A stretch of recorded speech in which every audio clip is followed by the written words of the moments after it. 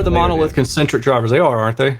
These ones I have, yes, they are. Yeah, they are. Okay. And as Charles Sprinkles, so Charles Sprinkles, if the engineer for Cali Audio, myself and Joe were backstage after the last talk that he did, and so Joe was trying to tell him to tell me to change my speakers out because they were crap, and he's just like, well, if they have like, if it's just one driver, he's like, for Atmos, if you're trying to, you know, you're having 11 speakers, having like a concentric driver design is much better than having, you know, a woofer and a tweeter, because you've got one point source for both drivers, and then they're just inherently time aligned. So that's less things that you have to compensate or process for, which is also why I think these are fantastic, especially in this room here where it's just me, and all 11 speakers are just pointed, and it's one thing. I like it.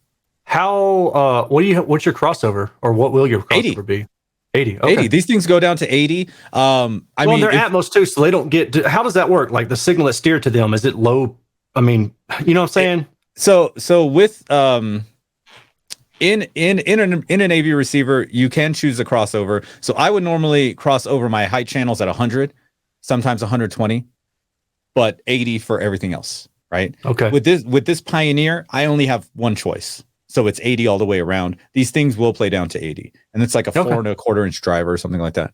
Yeah. So they're actually really good. I was totally surprised about it. I even tried to call Hobie and tell him like, yo, these things are awesome, bro.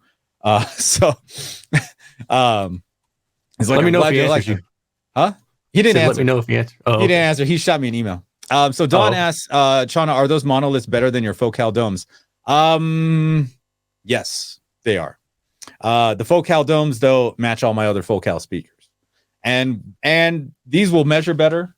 But the Focals are also take to EQ very well, so they're also good speakers. So they're fine in that aspect. And upstairs in my living room, it's all, dude, it's a mess. My living room's a mess. It's like I got some angles and this, that, and the other. But here in this space, where it's a perfect rectangle, and I've got everything equidistant from my red chair.